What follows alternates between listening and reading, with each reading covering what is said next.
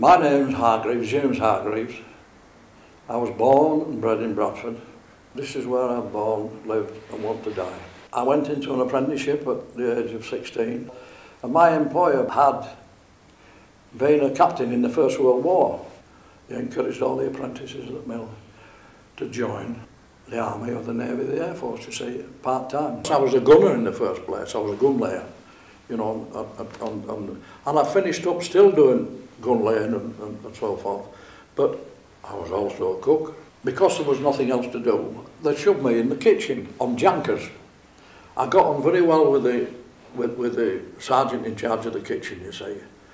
And I used to get home every night from Bellevue School, you see. The rest of the lads only used to get home, you know, once or twice a week. They let me come home for a fortnight's leave, you know, before I would get overseas. And I can remember when I left, my mother was in the shelter, the air raid shelter. And I went into the air raid shelter and kissed her goodbye. And my brother and sister were there. And I can't remember much more about that. The only contact I had with my mother was, now and again I think, oh, I've written to my mother. We used to have a system overseas, didn't we, where you wrote on these cards and we reduced it to put it on tape and then blow it up again when it got home. My average day mostly was in fact looking after rations and, you know, all the service behind the cooking and so forth. And in the case of officers and sergeant cooking, I used to go up to Cairo and shop.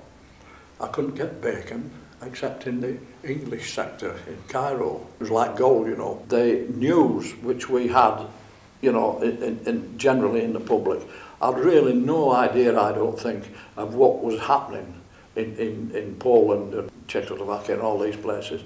They just knew there was a war on, you know. And it's only when you're in among it all yourself that you begin to realise what's at the back of all this. We were serving because we were under pressure for, you know, we had to fight, you know. But the armed services now is more of a defence force. The only friend he had was a chap called Terry Harney, and he asked me if his sister could write to me. And she wrote to me all the time I was overseas. And I used to write once every 3 months, where she used to write every month or every week. And when I came out of the army, I'd never met her, you know. I just knew her. I came out of the army, went to see her as soon as I came home on leave. She was a nurse at Bradford Royal Infirmary. We spent about 4 or 5 nights together, and then I said, we might as well get married.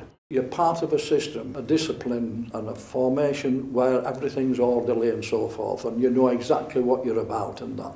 Once you come out into the freedoms of Civvy Street, then it's a different kettle of fish. When I came out of the army, I joined the British Legion as a member in Clayton. Within 4 years, I was carrying the standard and doing welfare work. This is what happens in a community when you're in a community. I finished up in the Scout movement, I finished up running the sports club at work, I was in the Legion, so it went on. Apart from the MDE, I had the 1939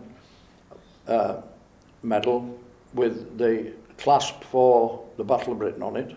The Africa Star, 8th Army, the Italian Star, the Defence Medal, the War Medal and the Territorial Medal.